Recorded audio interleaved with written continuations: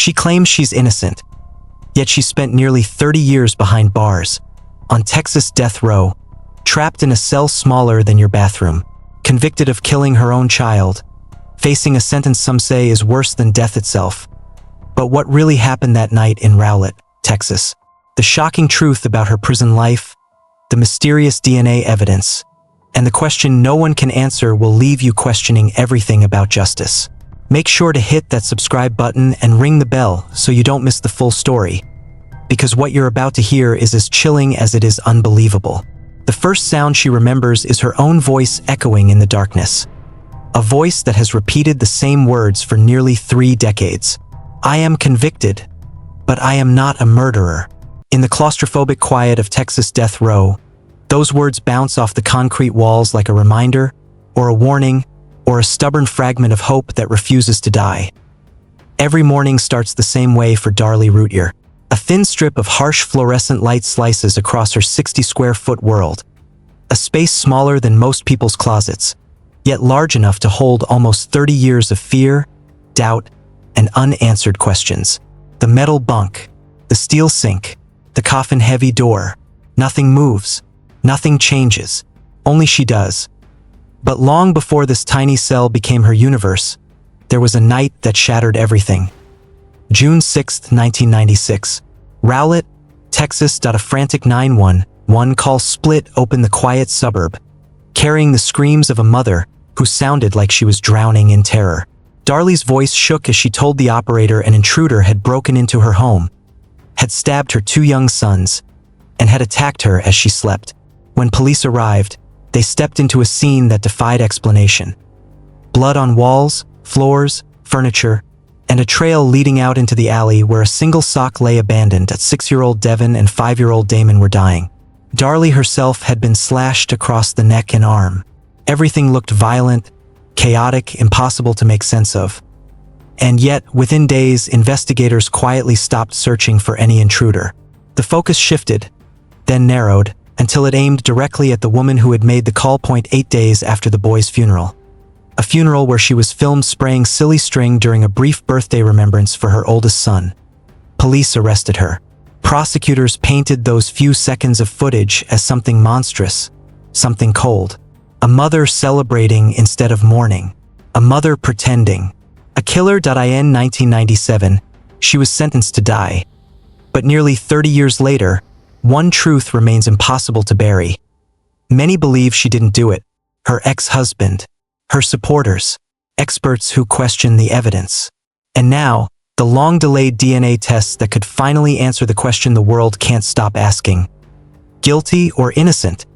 For Darlie, trapped inside a cell that feels more like a slow-motion grave, the answer is everything.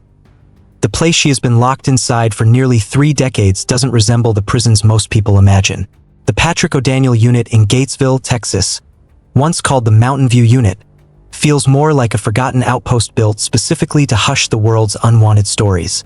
It houses hundreds of women, but only a tiny handful are sentenced to die. They live apart, sealed inside a death row carved out like a separate universe. For Darlie, that universe is a concrete box she has memorized down to the cracks in the floor.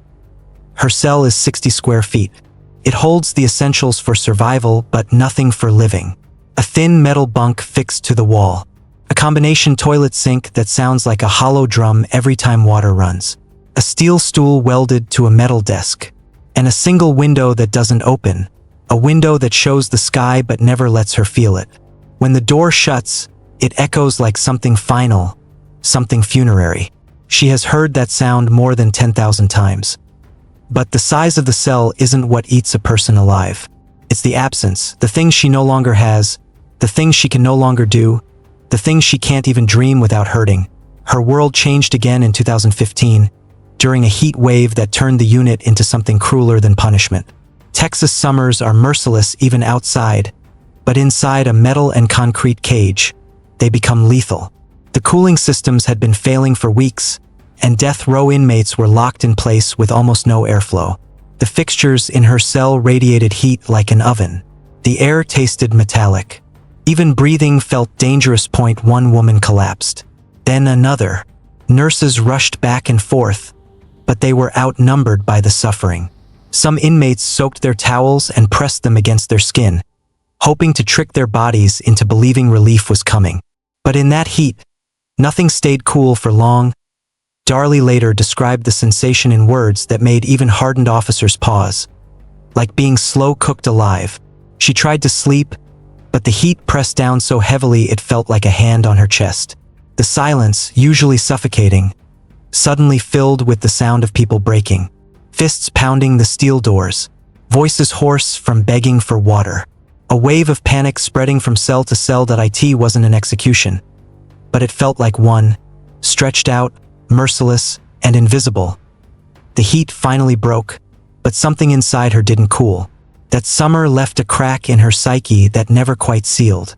Most people imagine death row as a place of constant fear, constant violence, constant chaos, but the truth is more sinister.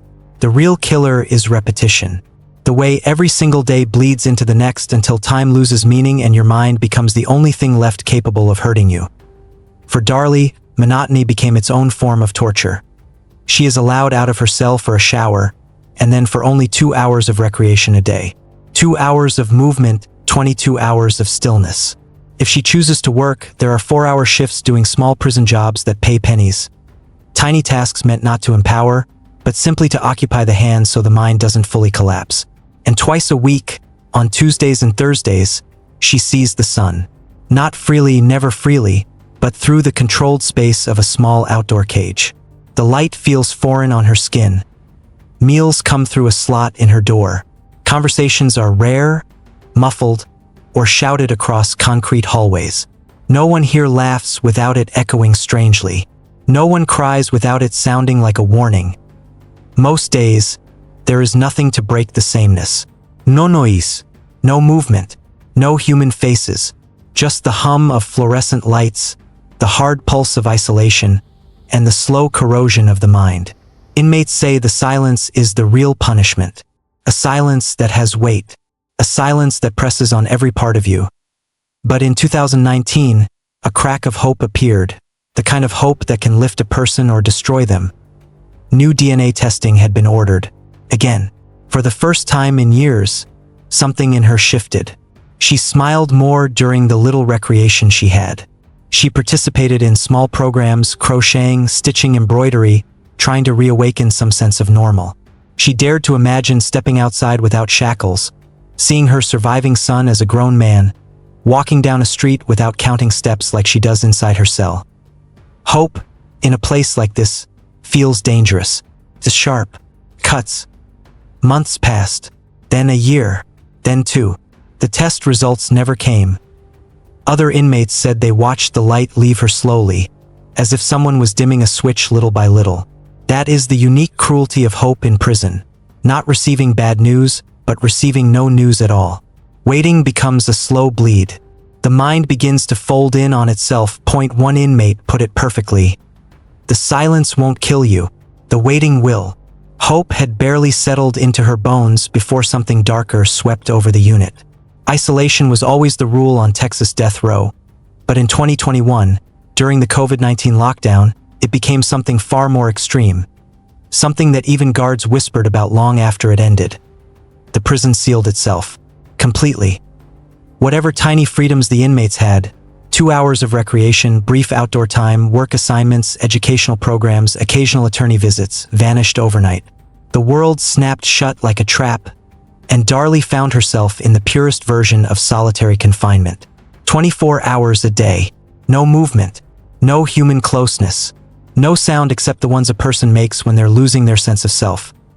For women already living in a cage, this was a second cage built inside the first. A former corrections officer described walking the hallway during that period and hearing sounds that didn't feel real. Women sobbing uncontrollably, chanting to themselves, whispering to people who weren't there, slamming their palms against the metal doors just to know they still existed. Some forgot to eat. Some refused to shower. Some stopped speaking entirely. It was like watching souls detach from their bodies. Darlie later described it as being awake inside a nightmare she couldn't fully process. She was conscious, but not really present. She moved, but without intention. A walking coma, she called it. Days passed without difference. Nights stretched endlessly with no sign they were ending. She counted time by the buzz of fluorescent lights and the sour smell of the air. But even these became unreliable. Time felt like thick fog. She felt like she was floating somewhere above herself, disconnected, suspended. When the lockdown finally lifted, she stepped outside her cell for recreation and moved like someone relearning gravity. Advocates who saw her said something was missing. A spark, a fire, the steel thread of determination she'd carried for decades. Fighting for DNA testing, fighting for appeals, fighting to stay human in a place that punished humanity. Now she seemed quieter, slower, more withdrawn, as if part of her had dissolved inside those months of suffocating isolation. The lockdown did not take her life, but it reached something deeper, the part of a person that makes them keep going. On death row, that's often the only part left. And once it breaks, everything else begins to crumble with it. The early morning hours inside a maximum security prison have a strange rhythm. The lights are dimmer, the voice is quieter, but the tension never really sleeps. For Darrell Brooks, however, these hours hit differently. His nights blur into each other, stitched together by the same loop of thoughts, regrets, arguments, and moments where he tries convincing himself that everything happening is unfair. Even though the world outside has long stopped listening. By this point in his sentence, the guards know his routine well. He wakes up irritated, like he's already been arguing in his sleep. The smallest noise becomes a trigger. Footsteps in the hallway, the metallic click of a gate, even the hum of fluorescent lights. He lashes out, mutters to himself, paces the cell floor like he's trying to challenge an audience that isn't there. For someone who once acted as if he could talk or intimidate his way out of anything, he now faces a reality where no one cares about his voice. The courtroom theatrics, the rapping, the shouting matches, all of that has faded into the background noise of a very long and very silent future. And yet, every now and then, there are moments when he sits still. Moments when he stares at the wall as if expecting it to answer a question that even he hasn't figured out how to phrase. It's in those rare moments that the weight of 6 life sentences, plus hundreds of additional years, presses down on him all at once. He doesn't talk about it, but the other inmates notice the change. It's the look of someone who finally understands that nothing about his life will move forward again. Not next year, not in 10, not ever. But prison has a way of crushing any stillness. The environment refuses to give him peace. Arguments spark over small things: the phone, the TV schedule, a tray of food. Brooks, who once lived on conflict, now finds himself stuck in confrontations he can't win. The people around him are hardened in ways he never learned to adapt to. His outbursts no longer intimidate anyone. If anything, they get him laughed at or ignored. Respect isn't given here, and he never earned any. Even the guards treat him like just another number. No special attention. No tolerance for drama.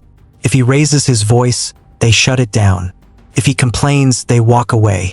For a man who once thrived on chaos and control, the indifference is brutal. And slowly, painfully, he's realizing that the world inside those concrete walls is far harsher than he ever expected. Not because of violence, but because of something worse. He has become insignificant.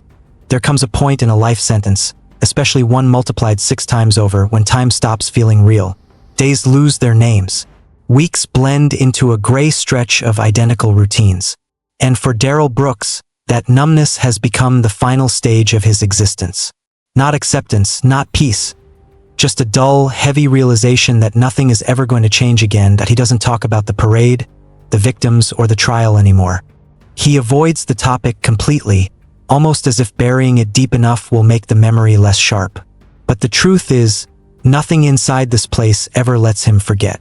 Every inmate knows what he did. Every guard remembers the case. And while the prison system won't allow anyone to physically harm him, the psychological isolation is its own punishment. Conversations stop when he enters a room. Eyes follow him, but never with respect. Only curiosity, disgust, or plain avoidance. And then there's the letters. Not from supporters, he barely gets those anymore. But from strangers, people he has never met, people who simply want him to know they haven't forgotten what he took from them. Some letters are a single sentence. Some are pages long. Some are angry. Some are heartbreakingly calm. But every one of them reminds him that the world outside has moved forward, grown, healed in ways that he never will. The lives he shattered now exist in a timeline he no longer belongs to. His world, on the other hand, has shrunk to a cell, a bunk, a metal toilet, and whatever thoughts he can't outrun. Sometimes he stares through the narrow window slit at the sky, not to admire it, but because it's the only thing that hasn't changed. The same sky he saw on the day of the parade. The same sky he saw the day he was sentenced.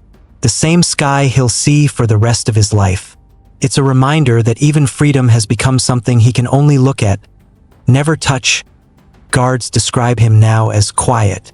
Inmates call him in his own world. And maybe that's true.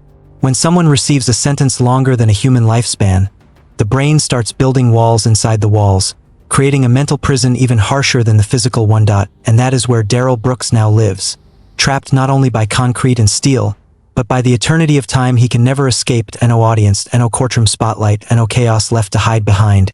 Just a man, sitting alone with the weight of everything he can never undo, and a future that ends exactly where it began, inside. A cell with nowhere left to run. Nearly 30 years have passed, and Darlie Routier still wakes up every day in that 60-square-foot cell, counting hours until her 2-hour reprieve, eating alone, sleeping alone, living alone. She watches the world continue without her, her surviving son now grown, her life paused in a loop of monotony, hope, and despair. DNA tests that could prove her innocence or confirm her guilt remain in limbo. Appeals linger, the death chamber waits, and the question lingers with everyone who hears her story. Is this justice, or is this a punishment no human should endure? Whether she is guilty or innocent, one truth is undeniable. What she experiences daily is a level of human suffering most of us cannot even imagine. It is a slow-motion execution that stretches decades instead of minutes. A life stripped down to survival and silence. A spirit tested to its very limits. And yet, in the quiet corners of that cell, she still fights. She still hopes. She still insists she did not commit the crime. For those who watch, who care, and who question the system, her story becomes more than one of crime or punishment. It is a stark mirror reflecting the limits of justice, mercy, and humanity itself. So, as you sit here watching, remember this.